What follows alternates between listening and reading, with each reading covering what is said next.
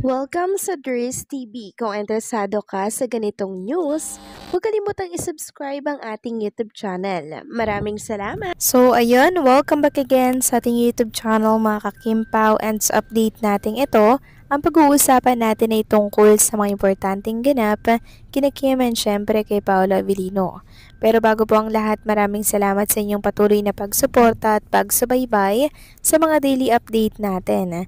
Kaya naman bilang pasasalamat, narito po ang mga napili kong komento patungkol yan sa naging previous update. Una komento mula po ito kay Ginang Virginia Guzman. Sabi niya, no doubt that Kim should bond with her brother. So understandable that she and Paolo should dine out on their own time.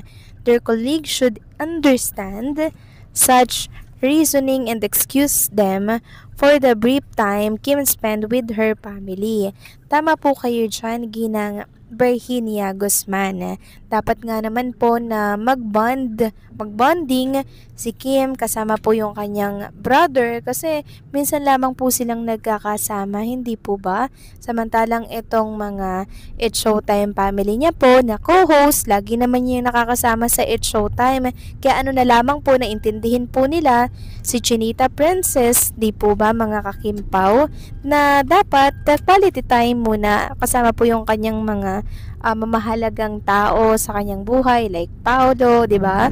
And syempre like JP and Gil Rose at yung iba pang malalapit sa puso ni Chinita Princess. Kasi once na nandyan po kayo sa ibang bansa, syempre moment nyo yun mga kakimpaw, di ba? Kaya naiintindihan natin si Chinita Princess kung bakit, di ba? Kung bakit nagawa niya po na mas piliin yung mga importanteng tao kaya Chinita Princess. Kasi madalas naman niya nakakasama itong It's Showtime family, hindi po ba? So maraming salamat po sa komento, Ginang Virginia Guzman. God bless po sa inyo and mag-iingat po kayo palagi. At ang pangalawang komento naman, mula po ito kay Andrea Denden. Sabi niya, pakiusap lang, sana wag nating husgahan si Kim Chiu na priority niya yung career niya. Sa ngayon, oo, kasi malaki ang nawala sa pinaghirapan niya. Huwag nating saklawan ang personal na desisyon ng ating Kim Pao.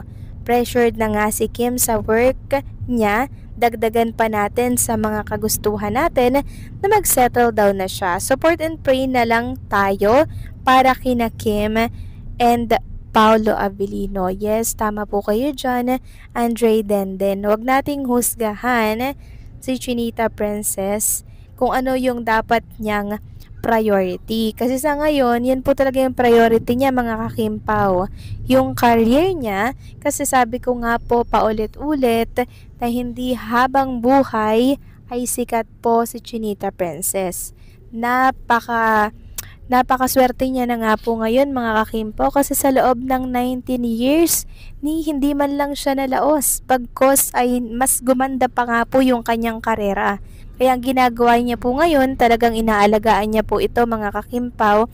At hanggat hindi po siya nalalaos mga kakimpaw at ang daming sumusuporta, patuloy pa rin po siyang gagawa ng project.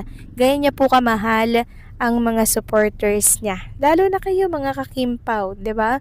Mga nagmamahal sa kanilang dalawa ni Paolo Avellino. Kaya wag natin siyang i-pressure na makasal na kasi for sure naman nagpaplano na po yan sila. Kita naman natin, 'di ba? Nabalitaan natin nung nakaraan na nagpa-preserve na po ng Excel. So magugulat na lang tayo sa mga mangyayari mga kakimpaw. Kaya kung ako sa inyo, i-enjoy na lang natin yung mga project ni Kim and Paolo Avellino na pinagsasabahan po nila dito po sa showbiz industry. So maraming salamat sa komento, Andre Denden. God bless sa'yo at mag-iingat ka palagi. So eto na nga, pag-usapan na natin mga kakimpaw ang mga topic po na nakalap natin sa gabing ito at unahin na nga nating pag-usapan ang tungkol po dito sa aking nabasa. Tungkol ito sa naging world class performance in Vancouver ni Kim Chiu na kung saan ay headline ngayon sa laman po ng mga page mga kakimpaw. Sabi kasi dito, Kim Chiu captivated the Vancouver crowd with her world-class energy as part of the ASAP 30th anniversary celebration. the Filipina star shine on stage alongside Vice Ganda and Curtis, delivering a standout performance that highlighted her growth as both a singer and performer. Her charisma and effortless connection with the audience made her segment one of the most talked about moment of the night. Fans praised her professionalism and stage presence, proving once again why she remained one of the Philippines' most loved entertainer. As ASAP continues to bring Filipino talent to the global stage, Kim Chiu's performance in Vancouver stood out as a true showcase of Pinoy pride.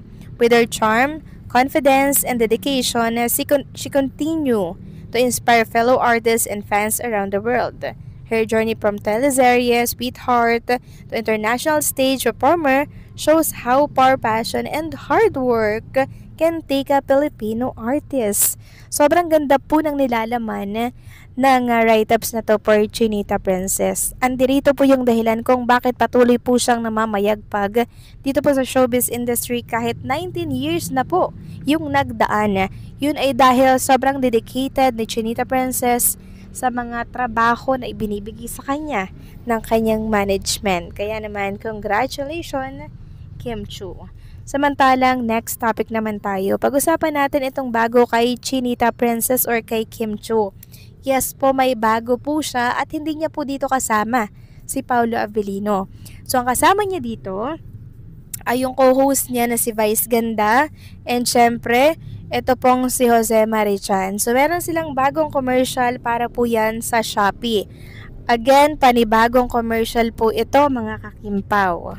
So, nakakatuwa lang mga kakimpaw kasi nung nakaraan, diba, kakagawa lang po niya ng commercial para po ito sa Shopee. Tapos ngayon, meron na naman at this time kasama niya po si Vice Ganda tapos si Jose Marichan. So, nakakatuwa lang kasi talagang in demand si Chinita Princess pagdating dito sa mga ini-endorso niya po na malalaking online platforms, diba, katulad po ng Shopee. And ang nakakalungkot lang, hindi niya po kasama dito si Paolo Avellino. Marami nga po mga fans ang nagtatanong, sana sinama nila si Paolo Avellino, ganyan. Yan po yung mga komento ng ilang mga Kimpaw fans, mga kakimpaw. So, ganun po talaga siguro mga kakimpaw eh. Pero syempre, kahit na separate yung kanilang ini-endorse po, suportahan po natin sila parehas, no? Kasi alam naman natin na hindi, mayroon talagang ganun eh. Hindi pwedeng lagi magkasama si Kim and si Paolo Avellino. And alam naman natin na kahit hindi po sila magkasama, dito po sa mga ini-endorso nilang brand, lagi naman silang magkatabi at magkasama sa mga ginagawa po nila sa pang-araw-araw. Di okay na din po yan mga kakimpaw. So paano, hanggang dito na lamang po ang update natin. Maraming salamat po sa patuloy na pagsuporta.